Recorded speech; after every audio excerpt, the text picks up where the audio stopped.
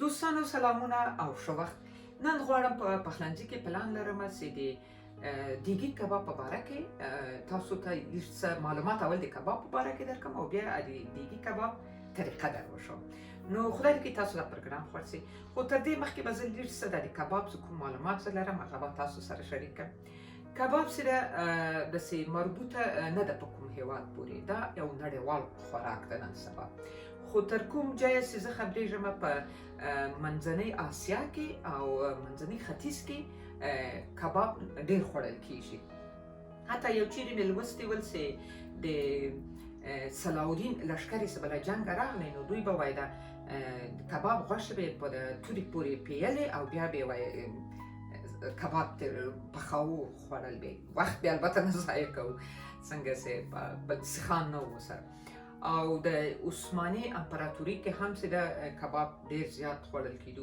خو هغه پخواني پاچایانو هر چیرې چې مقصد خو د ډېر زیات استفاده یې کوله. او د موږ په وطن کې چې د بعضې ډېر مشهوره کبابونه دي، مثلا وایي د پشتیو کباب، شینواري کباب او کړایي کباب کې نو باید ووایم که نه کړایي فرق لري، او ورسره چې د شامي کباب او چپلي کباب او رقم کبابونه لرو که نه. خو زه بیا خپله د ما خپل نظر چې باید غوښه ډېره ونه خورو. یو وخت موږ په پېښور کې ولو نو په اونۍ کې به 2 ورځې اوس مې ښه په یاد ده چې شنبې او چهارشنبې به غوښه نه وه، دوکانونه کې به غوښه نه پیدا کېدله. او بیا مې په کور کې ما اورېدلو چې د داود خان په وخت کې به هم په افغانستان کې په اونۍ کې 1 ورځ که 2 ورځې غوښه نه. دغه سیستم ډېر زیات شي. خدای دې چې اوس هم په وطن کې همداسې یو څه خو به د حیواناتو باندې مې یو څه رحم وکړو او څه ډېر خوړل هم د غوښې ښه نه ده. خو شاید دا هم د کباب په حصه کې چې ما کوم معلومات درلودل تاسو سره مې شریک کړو. او اوس په راسمه تاسو ته به د دیګي کباب طریقه در وښیم. لیدونکو د دیګي کباب لپاره په دې قاشق باندې د ډوډۍ خوړلو زه پکې 6 قاشقې غوړي ورچوم. دا ورته بس. او 1 کیلو مې هم غوښه راخیستې ده ورته. 1 کیلو د پسه غوښه ده البته.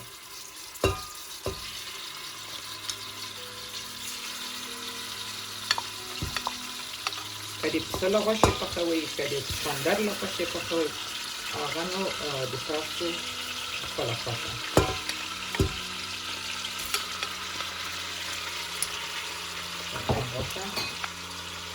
او دلته تاسې وینئ 1 دانه پیاز مې ورته میده کړی ده.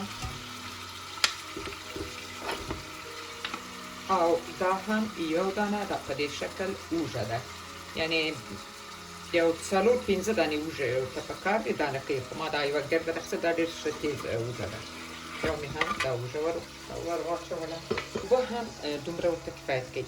البته دا نظر په غوښې پورې هم ده که نه لیدونکو. او دا غوښه ډېره نازکه غوښه ده او بیخي مطمئنه یم چې دا اوبه به هم لا پرې زیاتې.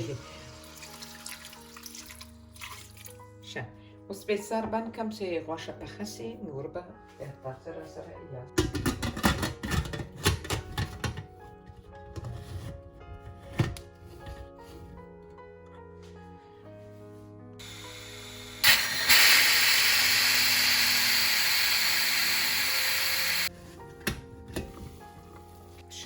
دوستانو اوس به دا غوښه پخه شوله. اوس به یې راوباسم تېر. که تاسې غواړئ دې نه یې وړم کړئ کولی شئ چې لږ څه کوچنۍ یې ریزه کړئ. دوستانو اوس بیا ورته 3 غټې قاشقې غوړي به ور واچوم او په دې غوړو کې سره کوم.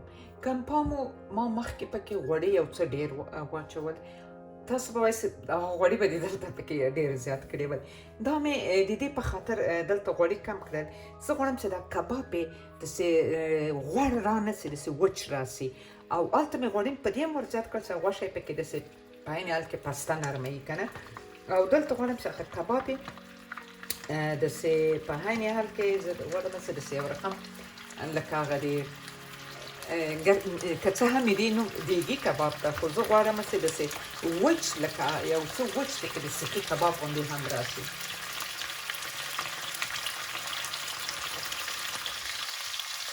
او دا هم کورکمن، وچه دنیا، تور مرچ، دا به چې ور واچوم، ایسته وږه، او دا هم دلمه مرچ.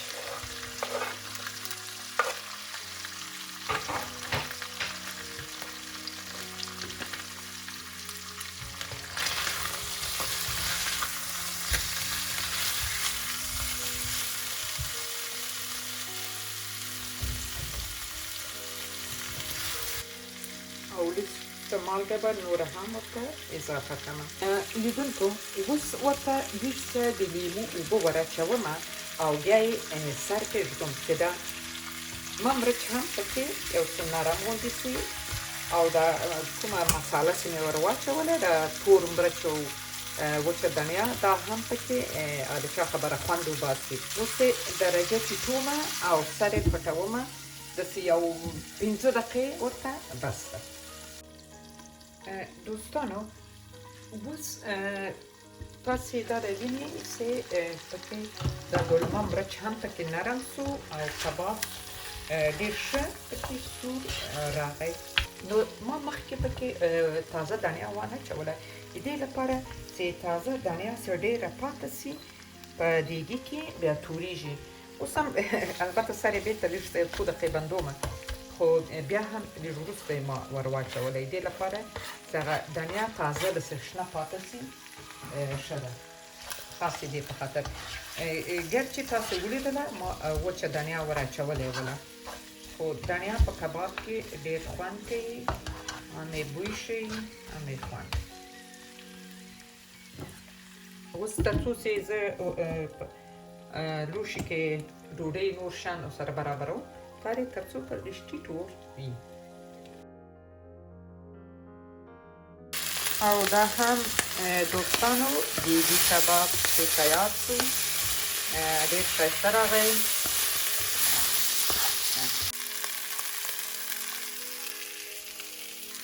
دوستانو اوس به په دې غوري کې کېږدم. البته یوه خبره وکړم دوستانو که تاسو غواړئ په دې کې شنه مرچ هم اچولی شئ، سره مرچ. البته د سره مرچ ما ورته راخیستیم دي تازه او غواړم چې په سر یې یو لږ څه ودوروم ګرچې تور مرچ لري. لیدونکو دا هم د ما د نن ورځې د پخلي پروګرام خدای دې وکړي چې د تاسو خوښ شوي. نو تر بلې ویډیو پورې مو په پاک خدای سپارم. روغ جوړ خوشحاله اوسئ او ویډیو د سره لایک کړئ، شیر یې کړئ تر څو تاسو په سلسلې سره نورو لیدونکو ته هم ورسیږي او استفاده ترې نه وکړي.